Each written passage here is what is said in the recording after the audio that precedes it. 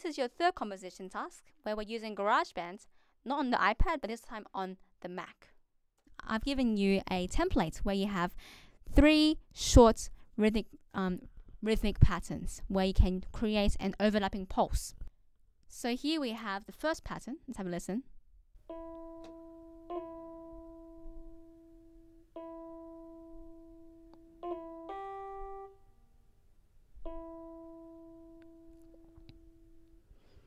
And here's the second pattern.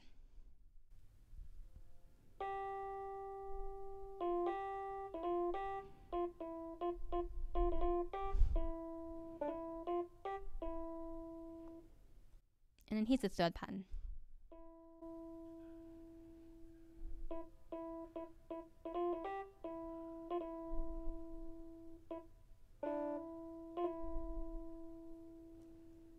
Your task is to create a short piece using the 3 patterns given. Your task is to create a short 30-second piece using the 3 rhythmic patterns given. You need to have at least 3 layers, 3 instrumental layers. So if you look here, I've given you 3 default classic pianos. So I don't want to use classic piano. I want to have some different tone colors. So I'm going to have maybe 1 piano, and then I'm going to have maybe a guitar, and I want some woodwinds. So let's go to orchestral woodwinds, and let's have a flute solo. Okay, so I've clicked on those instruments and I've changed what instrument sounds they have. To add the patterns into different tracks, what you need to do is select a track. So I've selected the first pattern. Command C, slide this marker back, and then select your track, and then Control V. So now I have the exact same pattern, but now on my Steinway grand piano track. Okay, I want to have the same pattern on the acoustic guitar, but maybe just start it a little bit later, so get that alternating pulse effect. And then maybe again in the flute solo, just a bit later. Alright, so now feel free to experiment with having different rhythmic layers. Remember, thinking back to our second activity where we had an ensemble piece, when you were playing the piece, you would have needed to listen, and we emphasize the importance of silence. So here it's important. So here, try and also incorporate some of that silence into your piece through having, delayed entries or having one instrument not playing anything. I'm going to select my second pattern now, and I'm going to only have it in the acoustic guitar track. So I've selected my track, dragged my marker maybe a bit further away, maybe over here even, and then Command V.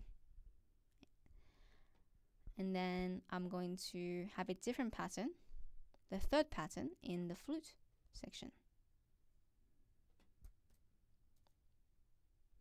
And then to continue that alternating pulse overlapping effect, I'm going to have the same pattern in the flute, but maybe even further.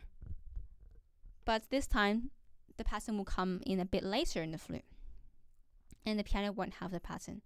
And then with my third pattern, I'm going to have it in the piano, and maybe instead of having the third pattern again in the guitar and flute solo part, I'm going to select these 2 patterns.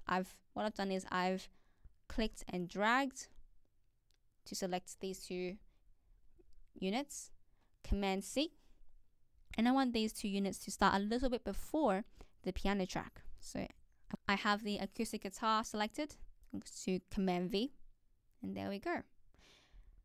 Let's have a listen to it. So we don't want to hear this track.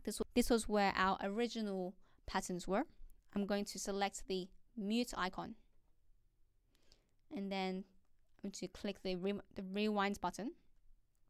I'm going to also turn off the countdown. I don't want that. And let's have a listen.